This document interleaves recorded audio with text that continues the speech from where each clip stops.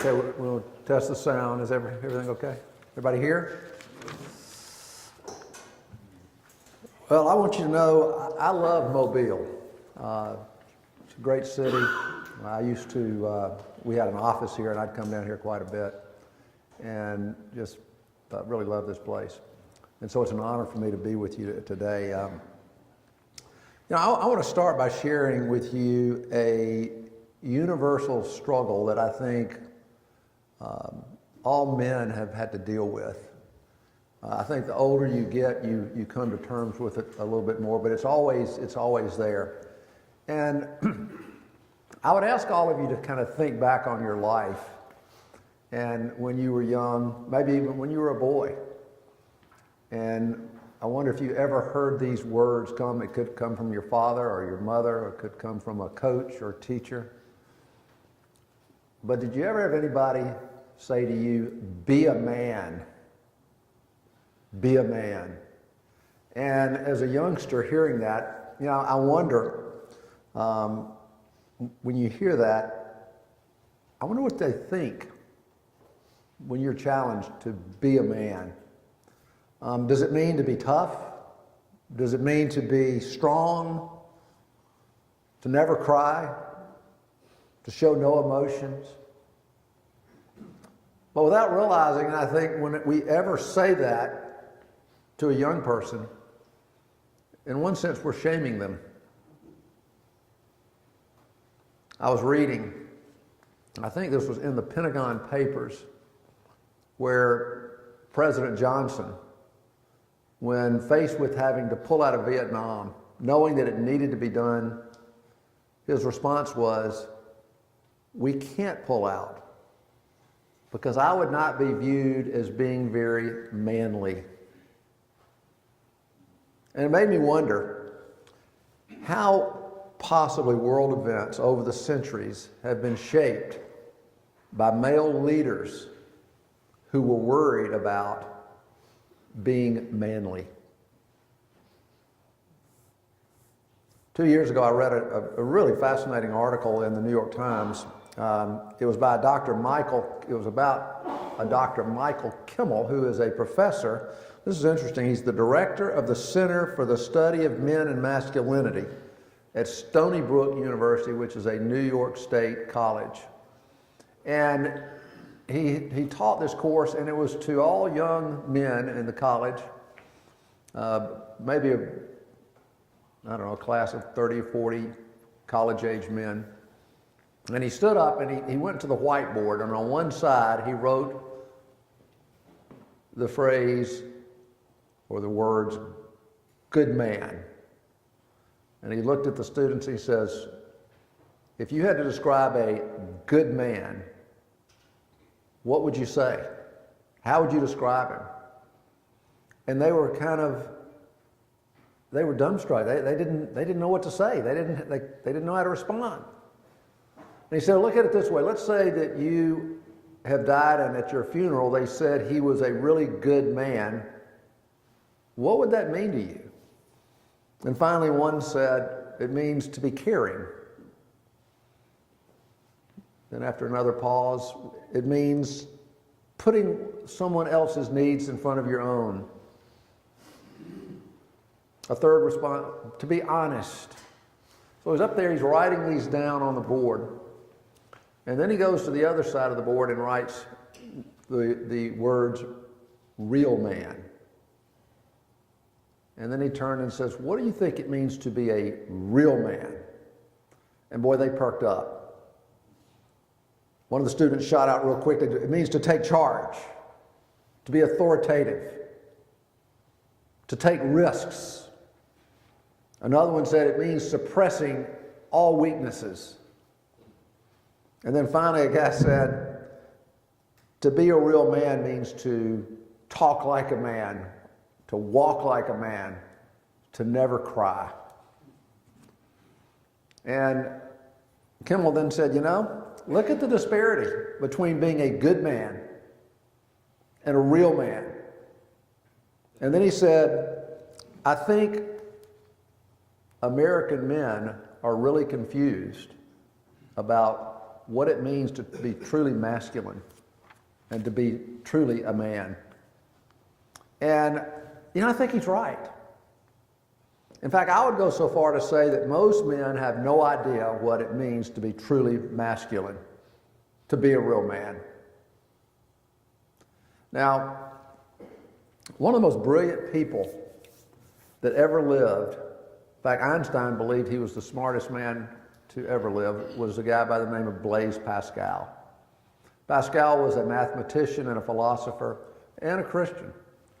And he made this interesting statement, and I share this a lot because I think it's so important. He says, the main reason that people struggle in life is because they have false ideas about reality. For instance, I was talking to my kids about this. We were having a conversation a year or so ago about what does it really mean to be successful in life? Because I think it can be very confusing. And I asked them this question. I said, do you think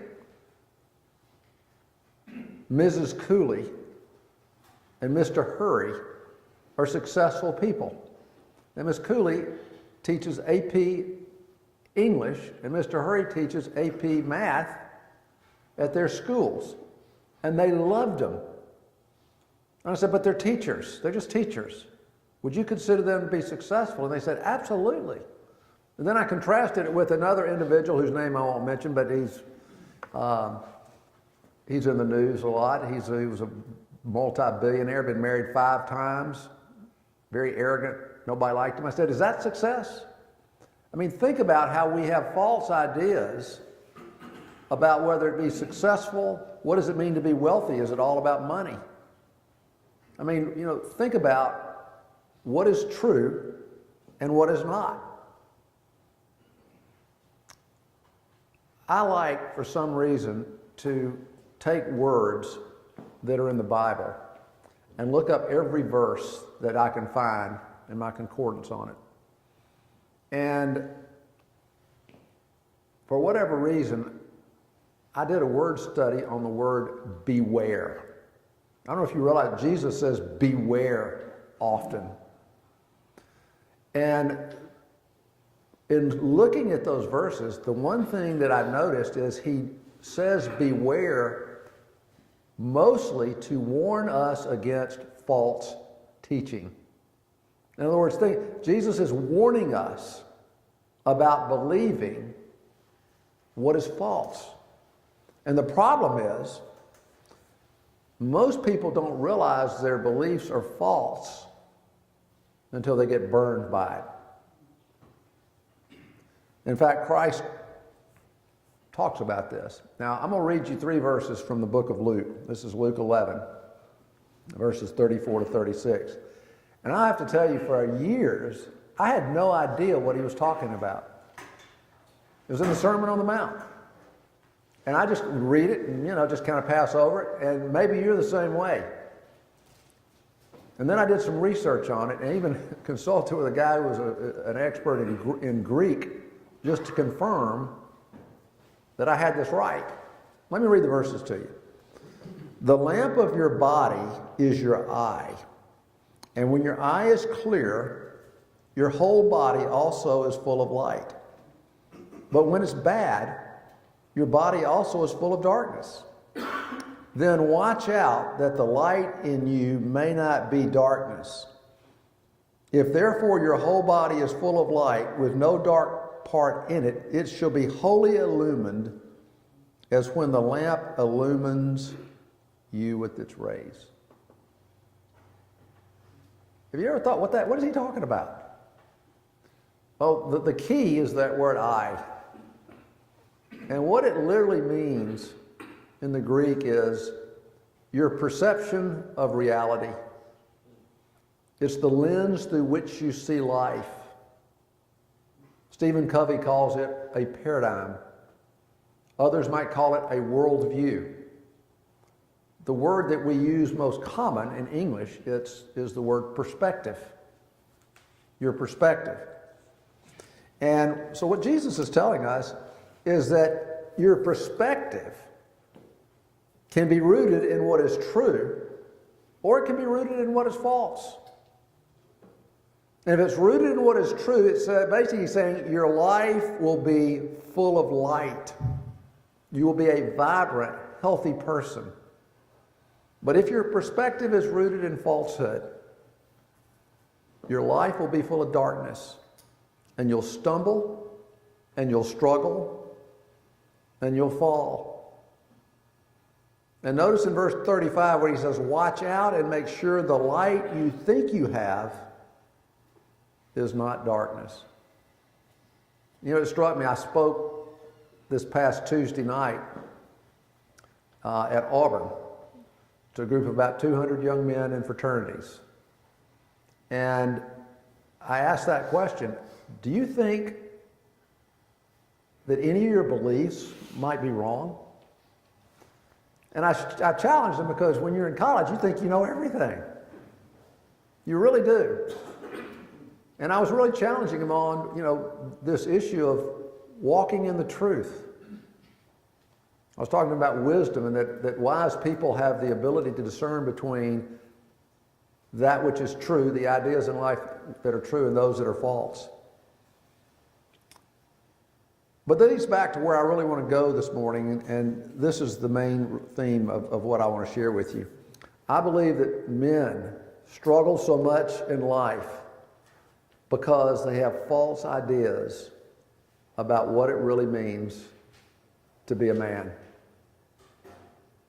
And I think when it gets right down to it, guys, that the main reason men have come to believe, or let me put it this way, the reason that men have false ideas about their manhood is because they have come to believe that their worth and their value is based on how well they perform and how they achieve in this life, particularly in the workplace.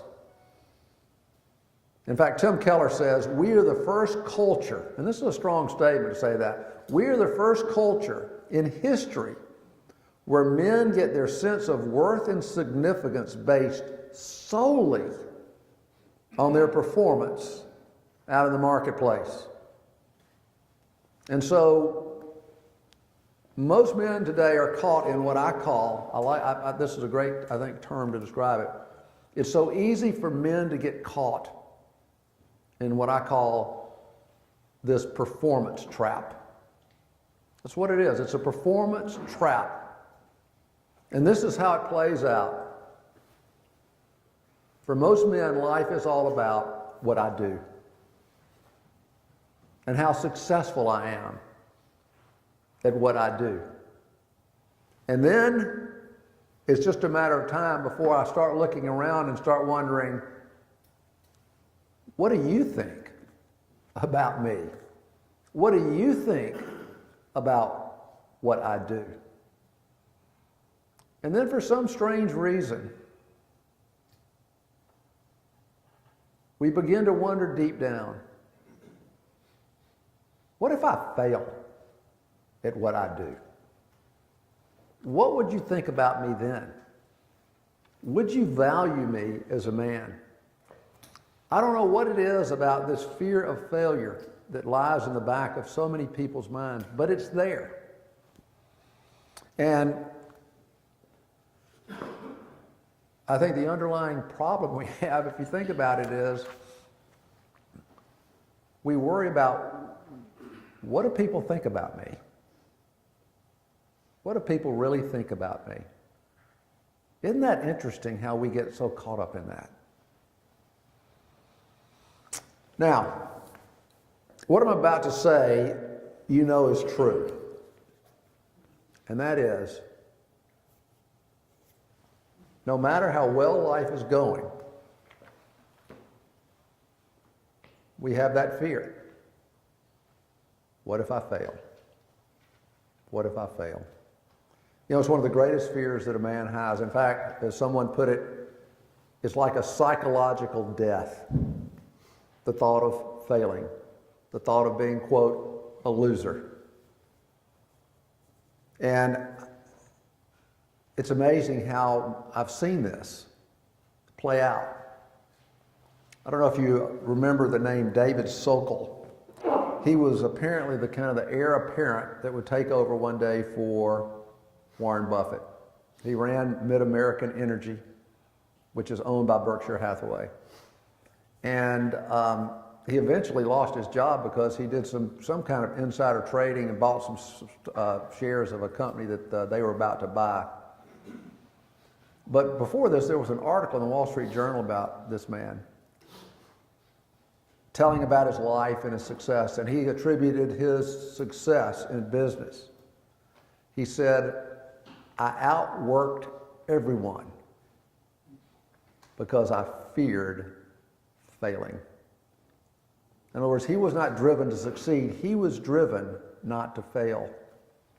In fact, when Bernie Madoff was asked why he had concocted this elaborate Ponzi scheme, that defrauded all those people out of billions of dollars. This was his first interview in prison. And he said, "I watched my dad fail financially when I was young." And he said, "So I was driven my entire life not to fail." And he said, quote, this is amazing, how ironic. He said, the bottom line was, he said, "I did not want to lose the honor and esteem of men." Look what happened. You see what was behind it? What do people think about me? Isn't it amazing what that will do to a man's life? Now, I want to spend a few minutes, this is the plan. I'm going to spend a few minutes talking about this performance trap and how it can cascade in your life. And then we'll take a break for a few minutes. And then I'm going to come back and talk about what do we do about this? What do we do about this? First, let me just ask you to think about how this impacts our relationships, particularly our relationships with other men. Now, this is where there's a divergence, by the way, between women and men. I have a wonderful wife. Her name is Holly. And and I'm sure she doesn't know probably any of your wives. I would think not. But if she sat down with any of your wives, I bet within an hour you'd be amazed at what they tell each other. You'd be amazed at how transparent they are with each other. But you get two men together who don't know each other, they talk about sports, business, politics, and even if you're a Christian, you might even talk about Christian things. But men rarely ever open up and share their struggles with another man, or share their problems, or share their fears. Because we've come to believe that real men are not supposed to be afraid. Real men should not struggle. And by all means, a real man never gets depressed. And the reason is we believe that would betray my male identity. Now, we've got some, this is a great diversity of age here. Some of you older guys, I'm 64, so I can throw that term older guys out pretty easily, may remember that song by Simon and Garfunkel. It pictures this perfectly. You remember it says, "I am a rock, I'm an island, and a rock what? Feels no pain, and an island never cries." And that's what men think they're supposed to be. And that's false. That's not what manhood is all about. But this explains why so many men hide themselves from others, because I don't want you to know that I'm struggling. I don't want you to know that I'm fearful. I don't want you to know that I'm depressed. And what this does is so often causes men to suffer in silence, is the best way I could put it. Carrying around their burdens, carrying around their fears, carrying around their insecurities, and not letting anybody know about it. Now, I didn't know whether to share this morning, but it's worth it taking an extra minute or two to read this to you. I used this in a message I shared a while back. And I don't know if you know the name Kevin Love. Kevin Love is an NBA basketball star, plays for the Cleveland Cavaliers. And most people don't know, he went through, last season, he went through a period where he had unbelievable fear and anxiety to the point he couldn't function. He had to go in the hospital. And in reflecting on what happened to him, listen to what he said. I've never been comfortable sharing much about myself. I turned 29 in September, and for pretty much 29 years of my life, I've been protective about anything and everything in my inner life. I was comfortable talking about basketball, but that came natural. It was much harder to share personal stuff. And looking back now, I could have really benefited from having someone to talk to over the years. But I didn't share, not to my family, not to my best friends, not in public. Today I've realized I need to change that. So I want to share some of my thoughts about my panic attacks and what's happened to me since.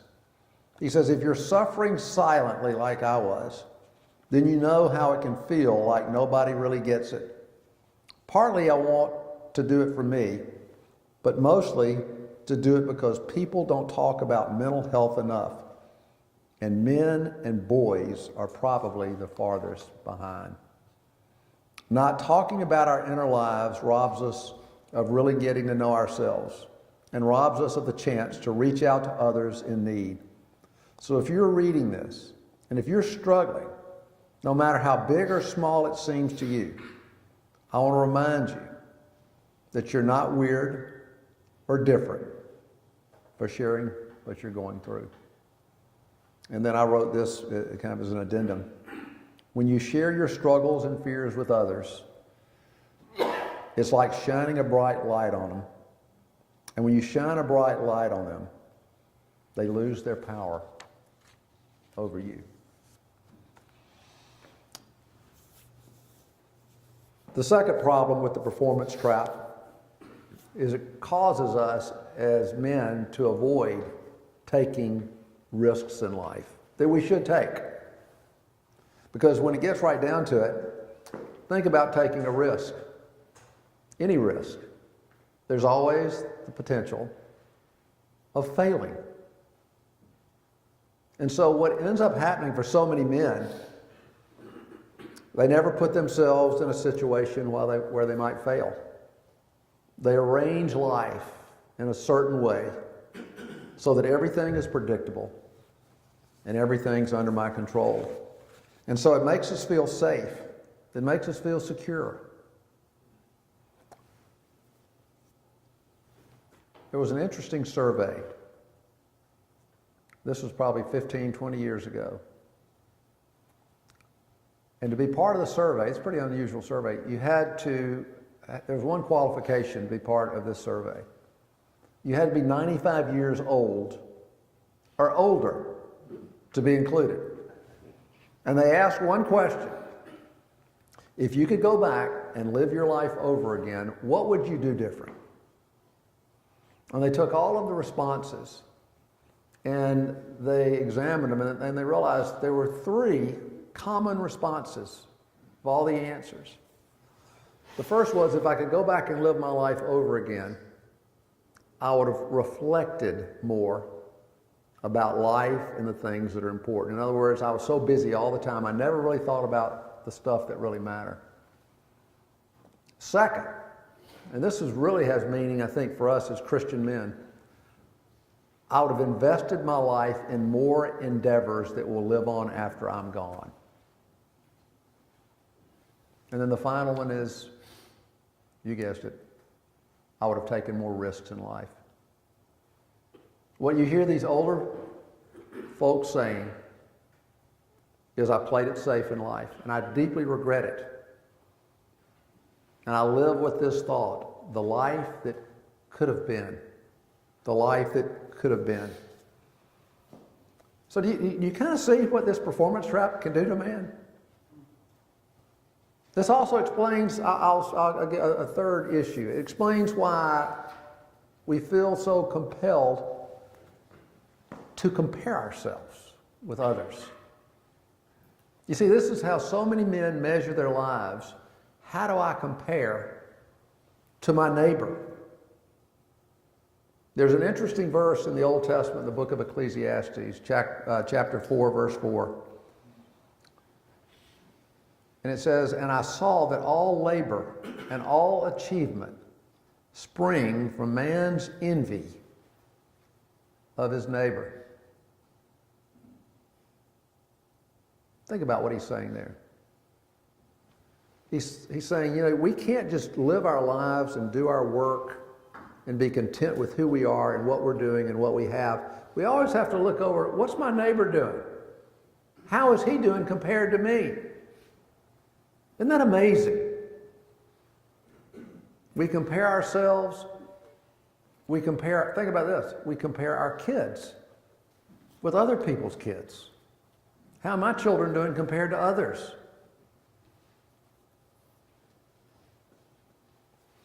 And so when he gets right down to it, we have a hard time being content with just who we are and what we have, because we compare.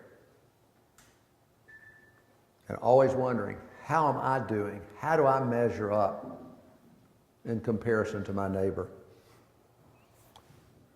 Bloomberg Television has a program called Game Changers. And it features the life of certain business leaders. You might call them business celebrities.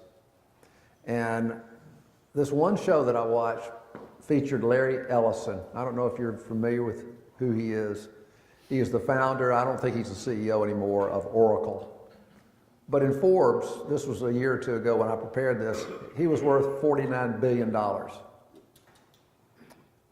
The only problem was that Bill Gates, who was number one at the time, was worth $72 billion. And you would think Ellison would be content with $49 billion. And in the show, what you learn is he is fixated on Bill Gates. He wants to surpass, his goal in life has always been to surpass Bill Gates. It's like he's eaten up by that. And all of his colleagues tell him that, shared that on the show. Now think about that. Now the problem is both he and Bill Gates have been surpassed now by Jeff Bezos, who is the founder and CEO of Amazon. But isn't it amazing that a man lives his life with one goal: to get ahead of this other man on the Forbes 400 richest people list? This is what comparison can do to you. It can eat you up. Well, have you had enough? Let me share one more thought, one final thought. The performance trap is what leads us to always try to impress other people. And it's amazing how this happens so often with men, wanting to impress. And in the process, what we do is we do everything we can to appear outwardly successful and accomplished. I would ask you to think about this. Have you ever thought about how you size up another man when you meet him for the first time? Now this is a particular, I think, problematic when you're younger. When you get to be in your 60s like me, or your 70s, I don't think it's as big a deal. But I think back to my days in the insurance industry, when I'm always meeting new people. It was so easy to always size them up. And again, this is, I think, gets back to the way we measure ourselves by comparing ourselves. But back in my days in the insurance business, I had the opportunity to take these wonderful trips. They're always paid by the insurance companies that we represented. And they take trips all over the world. And often you'd take your spouse with you. And I can just remember vividly how we would be put in a setting and we'd have dinner. They'd have a a big party, and then they'd have a dinner. And you'd be seated at a table with maybe, 4 or 5 other couples. And they're from all over the country. And usually we didn't know any of them. And we all spent the evening just trying to find out about someone else. And it's always interesting, the questions and the perceptions, how men would size up other men. First and foremost, how did they look and how did they dress? Were they good dressers? Did they have nice clothes, nice suits, nice sports coats? How intelligent, how articulate? Where did you go to college? That's the big, where do you, that's a biggie. You size up a man by, where did you go to school? Where were you educated? Do you have any advanced degrees? And then in the business, in the insurance business, do you have your own company? Or what is your title? And then what about their spouse? It's interesting how people will size up somebody based on a spouse. That's why so many men, I think, I was reading about this the other day, they'll leave their first wife and go get them a trophy wife because it impacts the way they look. And then we drop names, or we share where we go on these fancy vacations. Love to tell people about that. And then what about you have children? Where do they go to college? I mean, think about all this criteria. Now, if this is the measure of a man, question, how well do you do? And I ask that question because I don't know that I do very well. I mean, think about it. I work for a nonprofit organization. I live in a middle-class community. My kids did not go to Ivy League schools. And since I've been in the South, since I've been doing what I'm doing now, we haven't taken any exotic vacations. Now, I will tell you this, you would be impressed with my wife. You really would. Guys, the problem with this criteria is it's all about the externals of life. And the work that I do with men, we work with young men, millennials, all the way up to old guys like me. But in the work that I do, I've noticed a pattern that takes place in a man's life. They leave the academic world and they go out into the working world. And they have a vision of what they want their future to be. It's a picture of how this is how I want life to be. And it's all based on how well they can perform in the visible, measurable dimensions of life. You see, guys, we all have this outer public life which everyone sees and judges us by. But it's all external. It's what people see.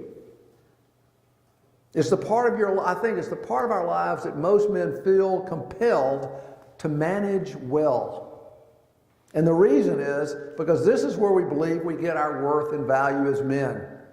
But it's all external. It's all performance-based. It's all impression management. And you see what most men are oblivious to is that we have this outer public world, and that's what so many men are so focused on. But then we have what Gordon MacDonald calls our inner private world.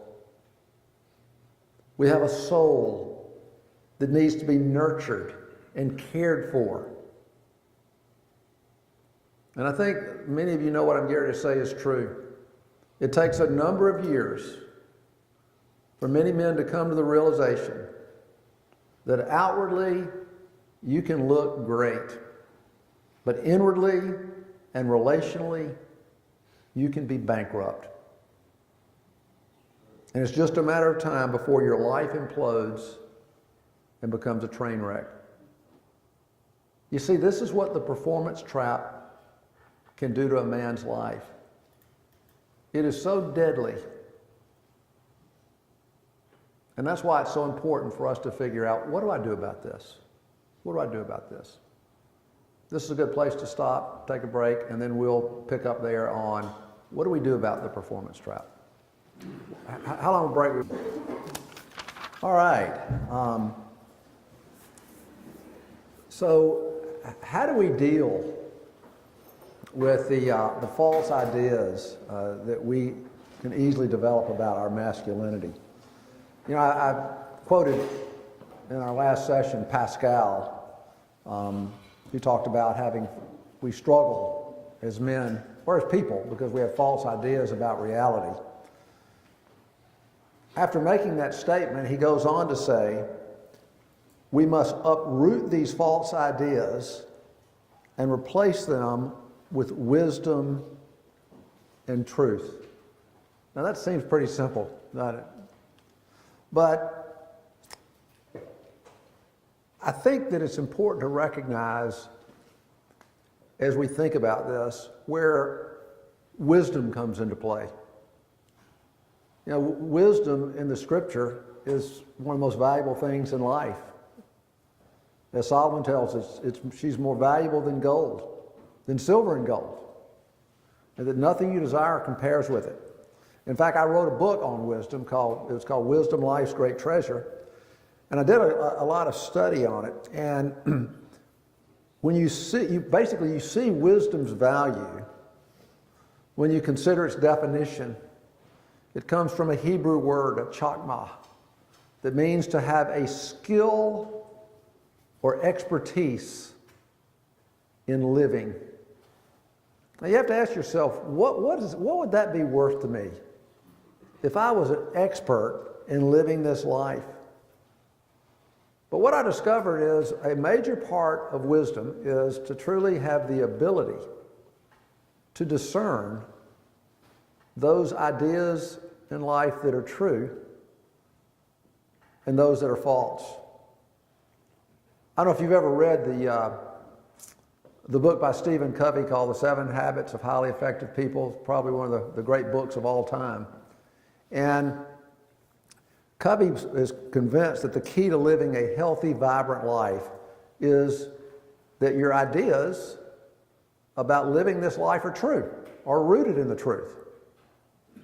And he says because your ideas, and we all live with a certain set of ideas, but he says, you know, your ideas that govern your life are like a map. And he gives this great illustration. He says, imagine that you are in the city of Chicago for the first time in your life. You fly in at night. You go to your hotel, you spend the night, you get up early the next morning, you go down to the front desk and you say, I'm here to see the city of Chicago. Do you have a map? And they say, you're in luck. We just got some new maps in yesterday. And he hands you the map without realizing that the printer had made a mistake. What you actually have is a map of the city of Detroit that says Chicago across the top. And so you go out in the street with your map and you start trying to find your way around and you are terribly lost. And he says, that's what happens to so many people. They got the wrong map. And said, so you realize that you're lost. And so what do?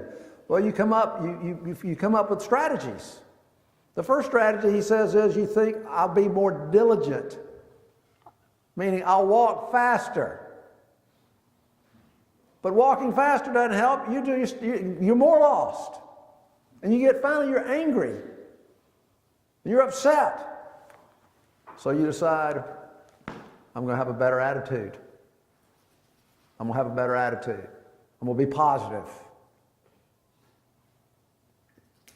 You think that does you any good? He says it doesn't matter what strategy you employ. You will always be lost until you get the right map. Now, as a Christian, this has all kinds of applications because we've got the ultimate map. God has given us the Word of God. He's given us the Word of God. I mean, it basically teaches you everything you need to know about life. But I share this because that's what I discover in the lives of so many men that I deal with. They're living with maps that are entirely inaccurate. And where I see this most significantly is kind of what we're talking about. They have the wrong map when it comes to what does it really mean to be a man? What does it mean to be truly masculine? So how do you deal with this? How can we be delivered from this performance trap? And let me share with you where I really believe it starts. Seriously. I think it starts by understanding that this trap exists and that I might be somehow caught in it. You got to recognize that it may be true in your life. So I think it really starts by acknowledging that this is true in my life in some form or fashion. Tim Keller has something interesting to say about this. He says, have you ever noticed that you never think about your toes? It's true. He says, you never think about your toes, he says, until something goes wrong with them. When's the last time you said to yourself, man, my toes are feeling good today? This morning.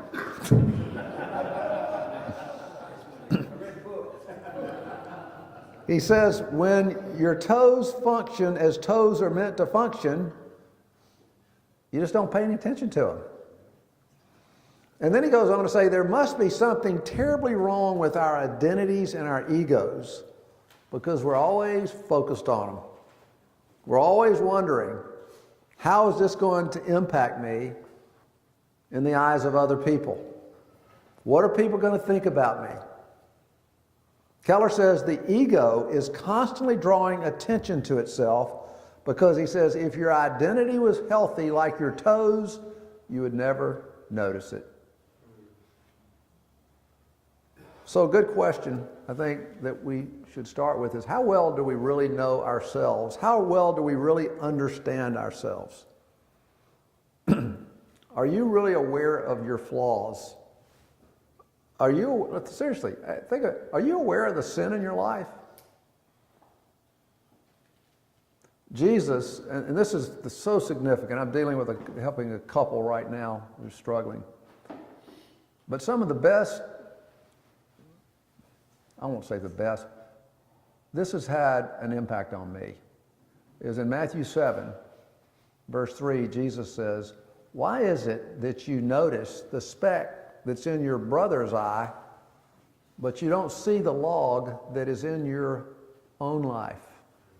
First deal with the logs in your own life, and then you'll be more effective in dealing with your brother.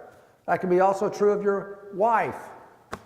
I've never seen anything like it. When I meet with couples that are struggling, and they're sitting across from each other and we talk, it's inevitable that the finger goes like this, both ways. And so what I try to do is tell them, if you can get to the point where each of you are dealing with the logs in your own life, it's amazing how effective you'll be in the life of each other. Let me share with you a great prayer to pray, but watch out. I encourage you to continue to daily pray, Lord, show me the logs in my life. Let me see my heart the way it really is. And I want to tell you, he will be faithful. The problem is sometimes it's ugly. Sometimes it's ugly. But you know what? It'll humble you. And that's a good thing. You know, a second crucial truth is, particularly for Christian men, as we think about this, has to do with adversity and the storms of life.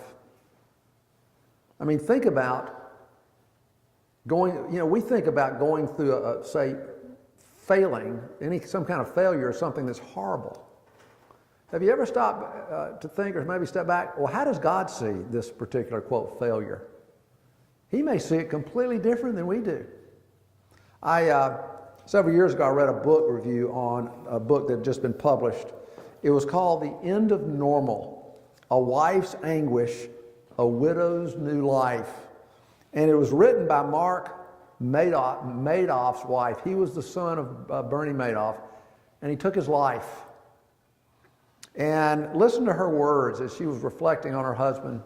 She says, Mark had never known anything but privilege, and he lacked the basic tools to cope with adversity. You see, for Mark Madoff, he didn't know how to deal with the shame and the public failure of their family and their family's business.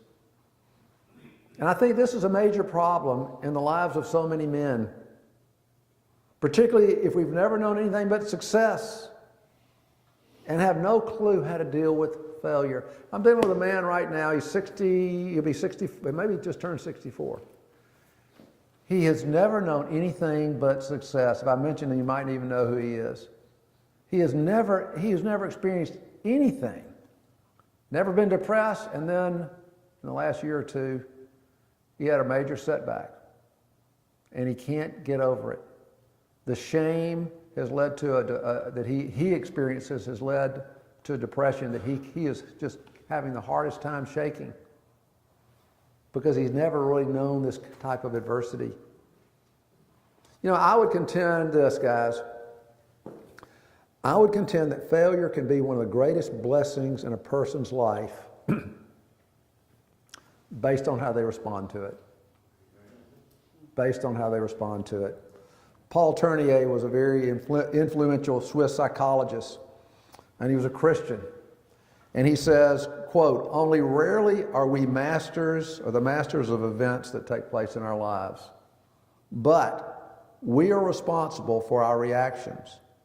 He says, in other words, we are accountable for the way we respond to the struggles we encounter. Tournier says that a positive, active, creative response to life's challenges will develop us, while a negative, angry one will only debilitate us and stunt our growth. In fact, listen to this. This is really powerful. Tournier believed that the right response at the right moment might actually determine the course of a person's entire life. Think about that. And he says, what we don't realize, when the storms of life come, he says, we are presented with rare opportunities to develop and grow only through hardship and trial. I was reading about, you've probably seen this, the number of times that Abraham Lincoln failed in the political field. He lost a race to get in the House of Representatives. He ran again and lost again. He ran for Senate and lost. He ran again for the House and won, and 2 years later he lost again. And he ends up winning the presidency and becomes what many consider our greatest president ever. I wonder if he ever thought he was a loser or failure. Clearly not. He continued to persevere. So, let me just say this again. Your perspective on trials, including failure, must be rooted in the truth and realize that they have purpose in them. Think about what James says. This is so counterintuitive. Some people think this is crazy talk, but listen to what he says. Consider it all, this is in James chapter 1, verse 2. Consider it all joy, my brethren, when you encounter various trials. Did you hear that? Consider it joy when you encounter various trials, even if it's failure. Knowing that the testing of your faith produces endurance. And let endurance have its perfect result in your life, that you might be spiritually mature and complete, lacking in nothing. Is that the way you see adversity? Think about it. That is so counterintuitive. That goes so against the world that we live in. And so when we we look at failure or the potential of it, know that God is saying, if it comes, it will have a purpose in your life, I promise. Now, I think maybe the most significant application to the answer to this question, what is true masculinity?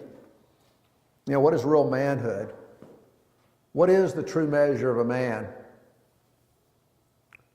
Well, what does God say? I mean, it really, if you think about it, his opinion matters the most. And so what does he tell us?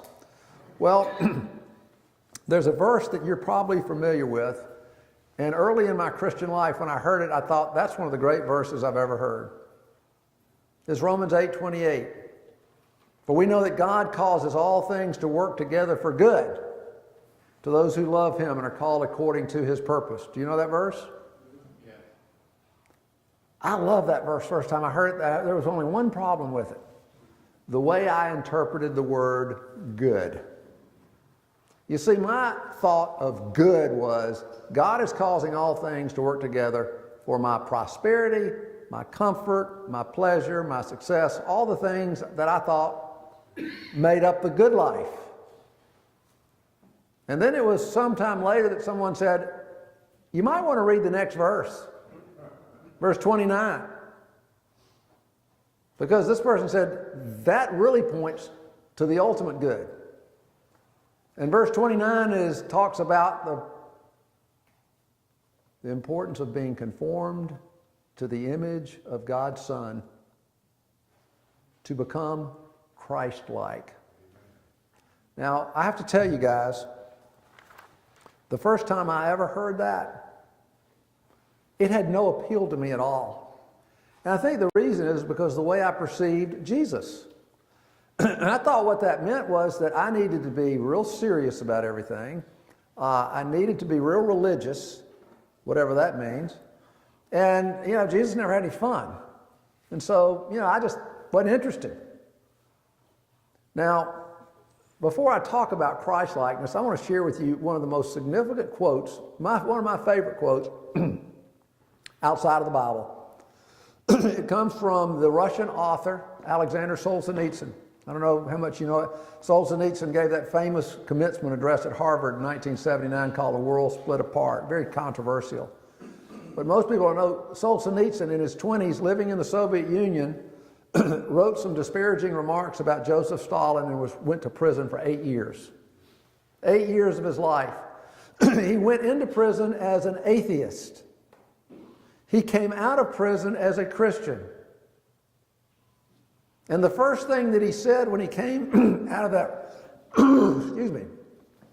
out of that Russian prison was, I bless you, prison. I bless you for being in my life.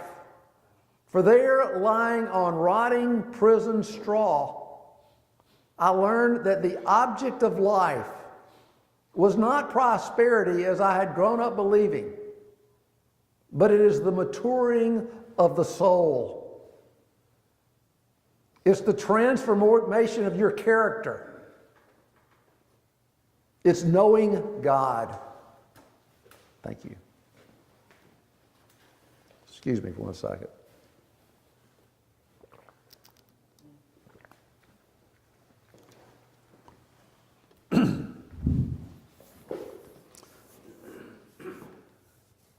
You see, our lives get so out of whack because we think manhood is about performing and achieving and accumulating.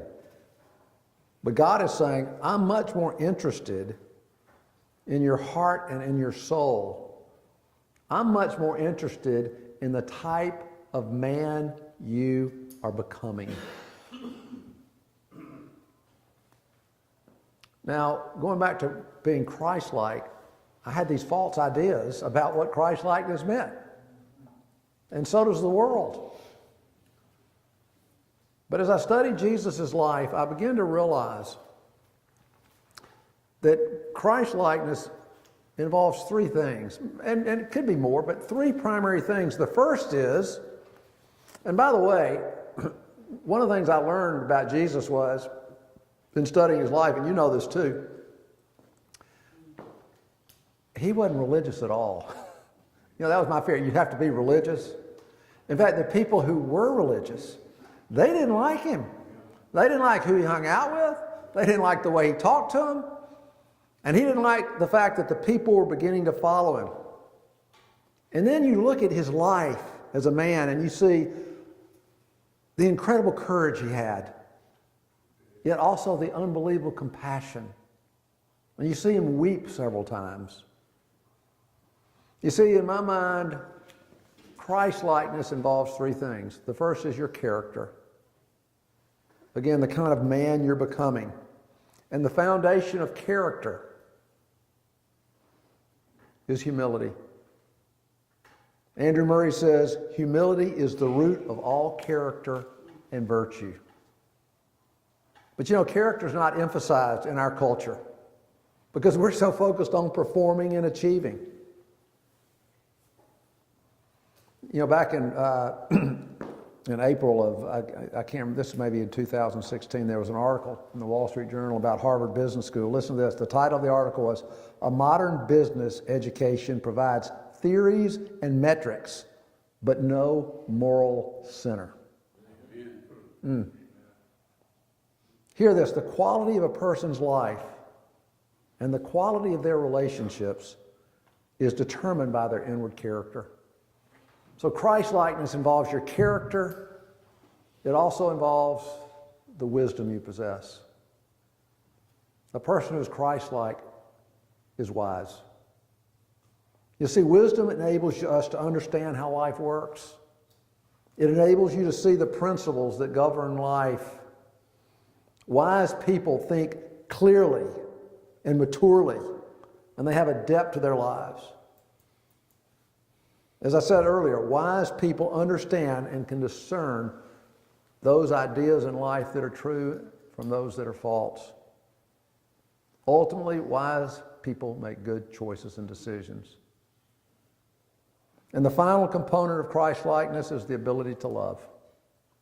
The ability to have great relationships with others. Knowing how to encourage. Knowing how to build up.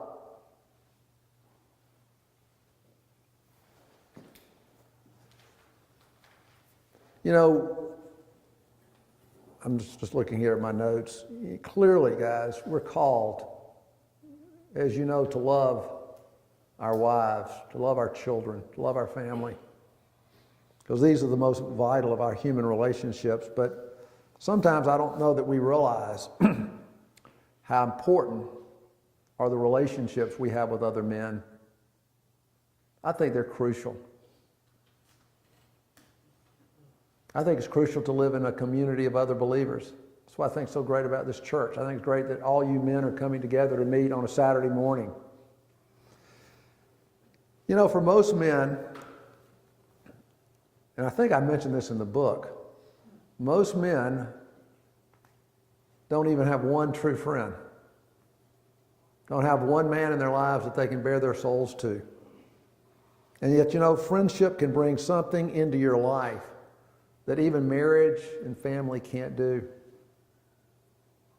This is right out of the book that I wrote on wisdom. Let me just read this to you. Really good friendships have to be deliberately pursued and forged over time. And when we are willing to come out of hiding, to be vulnerable, and be willing to share our secrets with a close friend or two, these friendships will deepen. It seems that the power to honor the truth and speak the truth openly are at the heart of being a healthy, authentic man. I have 3 other men. I have 3 men in my life. We meet regularly for about an hour. We meet at my office. We're going to meet this coming Tuesday. And we share our lives with one another. We hold each other accountable. The first thing we ask each other, the first thing is, have any of you watched pornography? We hold each other accountable. And I just think these kind of relationships are so important. So having good friendships with other men, I think, are vitally important as we think about being Christ-like. Now, one of the questions I get about this, how do you become Christ-like? What man, even if you're a secular man and don't believe in God, what man doesn't want to have character, wisdom, and great relationships and the ability? Everybody wants it. But how does that come about? How does that happen in my life? You see, I think you probably know this. You can't produce that on your own strength as an act of your will. You see, we don't have the resources, guys, within us to produce Christ-likeness. And a person that really understood this was Augustine. He realized, he says, how feeble and weak I am, and understand that I need something or someone outside of myself to come and transform my life.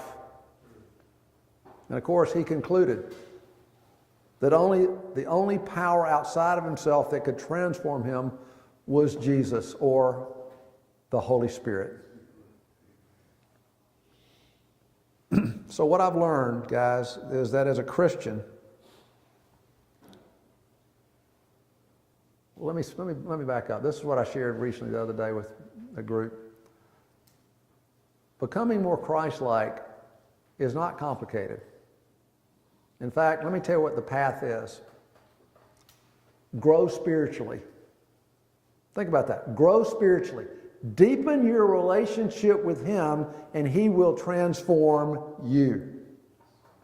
I'm not talking about religion.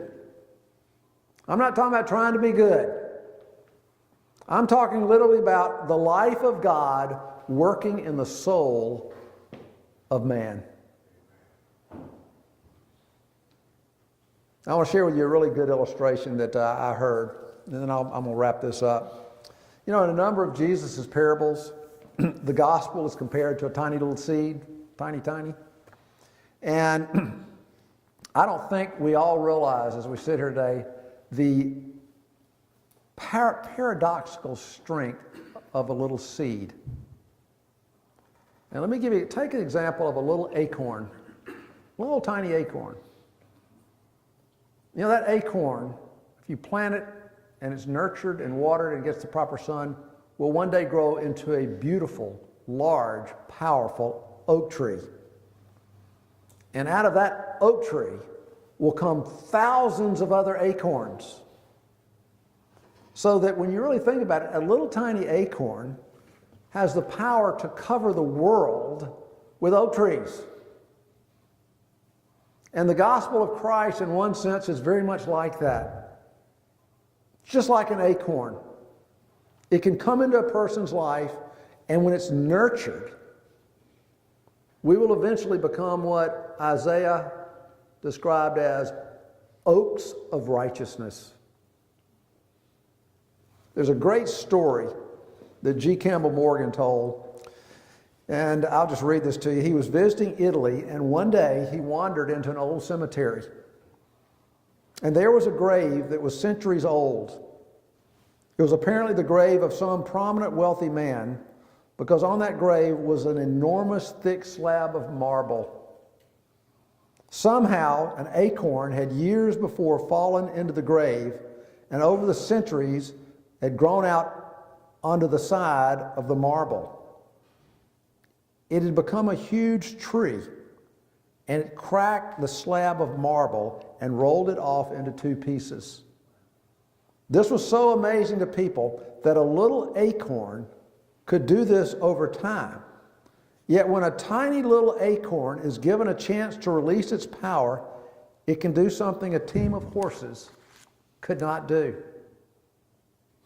And in this illustration, I love it, the seed represents Jesus. And as He releases His power into our lives, and He does when we surrender to Him and we grow in a relationship with Him, that tiny seed grows into a powerful oak tree, metaphorically, in our lives. And we become that oak of righteousness. And the question that we all need to ask as we sit here this morning is, what kind of slab do we have over our hearts that keeps us from becoming more like Jesus? It could be easily some of what we've discussed today. You see, what I've learned, and I've seen this in the lives of so many people, I don't care how dysfunctional we are as men, the power of Christ can crack and roll that stone out of your life. Amen. Now, you know, if you think about it, that's the hope that He offers the world. I mean, He offers to each of us, but this is the hope that He offers the world. Because as we look around today, as someone described it to me, it's kind of like we're committing cultural suicide. in our world. But this is the hope, I believe, that we offer the world. Now, we're about out of time here. I got two final illustrations. They're short, and then we'll be done. All right. I want to read to you some words from the biography of Andrew Carnegie. Carnegie was a Scottish American who led the expansion of the steel industry in the late 19th century. And many people identify him as probably the wealthiest American to ever live, if you took his wealth and put it in today's dollars. Let me just read you a couple of paragraphs. He was born in Dunfermline, Scotland, grew up in Pittsburgh. When he was a young boy, he found his mother one day weeping in despair. Young Andrew tried to console his mother and urged her not to cry. He confidently assured her that one day he would be wealthy and that they would ride in a fine coach pulled by 4 fine horses. But his mother replied, "Well, that'll do us no good over here if no one in Dunfermline can see us." Andrew Carnegie made up his mind that day that he and his mother would make a grand entry into Dunfermline in a royal coach drawn by the finest horses so that the entire town could witness the event. He would show them. Making it big in Pittsburgh was not enough. He had to prove the family's success in front of their hometown audience. A little over 30 years later, Andrew and his mother returned to Scotland. He had become one of the world's richest men. The trip had been long planned with his mother and a select group of friends. There was an official parade, with the climax of the day being Carnegie's bestowal of a new, beautiful library for the city of his birth. For he and his mother, this was a magnificent day of triumph. They both had longed to win the approval of an audience that they had valued so much, the people of Dunfermline. Andrew Carnegie and his mother had shown them. Now, I share this story because most of us, whether we're aware of it or not, are seeking the approval of some kind of audience that's out there. It's not a question of whether we have an audience, but who is our audience? And of course, the human problem is we're seeking to impress the wrong audience. In fact, guys, we were designed to live our lives so that the audience that we seek to please first and foremost is God Himself. Think about it. This is what we were designed to do. This is the way we're designed to live. I have 4 or 5 issues in my life that I pray about. And one of them comes from Galatians 1:10. Am I seeking the approval of men, or am I seeking the approval of God? If I'm still seeking the approval of men, I cannot be a bondservant of Christ. And I pray, Lord, I pray that you would deliver me, that you would give me the grace to deliver me from the desire to win the approval of the world. I got one final illustration and we'll be done. This is in the book. Some of this has not been in the book, some of it is. Charles Cooley died in 1929, famous sociologist who came up with this landmark theory called the looking glass self. You remember that, for you who've read the book? It was a human development theory, and though it's 100 years old, it still applies to our lives today. And it goes like this. A person gets his identity in life based on how the most important person in his life sees him. Think about that. Now, when you're born into this life, your parents become the most important people in your life. And that's, again, why parents are so important in their kids' lives and shaping their lives. It's so important to building your kids up, encouraging them, loving them. But as you know, it's just a matter of time before the parents are displaced by a person's peers. When you get into adolescence, you get into your teenage years. It's your friends. It's your peers. That's why peer pressure has such a powerful force. Because what so often happens for a teenager, their peers are the most important people in their lives and how they appear in the eyes of their peers. But then when you move in adulthood, it really doesn't change much, if you think about it. The people, the audience that we seek to please, the most important people in so many others' lives is the people in your community, the people you work with, the people you compete with. You know, that's kind of, you can see how that's the underlying theme in this, worrying about what people think, trying to impress, comparing. You see, without realizing it, we allow our audience to make the final verdict on our lives. The problem is, and you know this, the verdict is never in because your performance in this life is never over. You might be successful now, but we have another downturn in the economy, you might not. But let me ask you this question. This is really what the thought I want to leave you with. What do you think happens to a person's life if Jesus is the most important person in your life? What do you think happens? How would that change you? You see, I contend it would change you radically, and it would free you completely from the performance trap.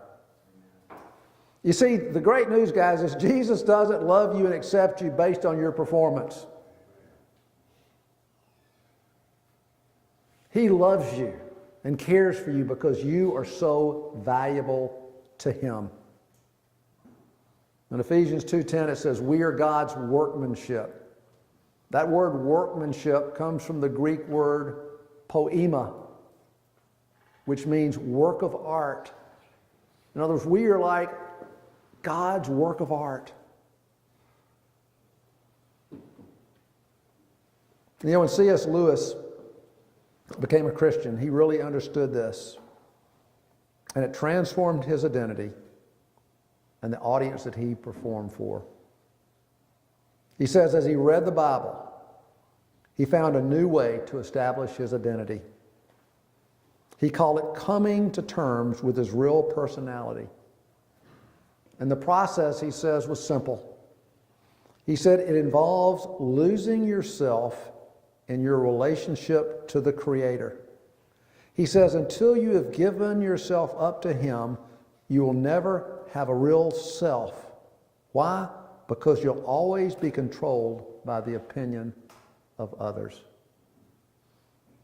And this is why, guys, Jesus and only Jesus can set us free from this performance trap so that you can truly become the man He designed you to be.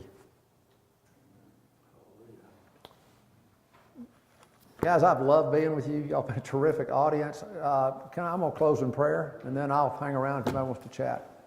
Father, thank you for these men who are willing to get up on a Saturday morning, come to the church, hear a speaker. Lord, I pray that you would take what we discussed today and that you might integrate it into our lives. But the ultimate central, simple message is that we put you first in this life. That you become our audience.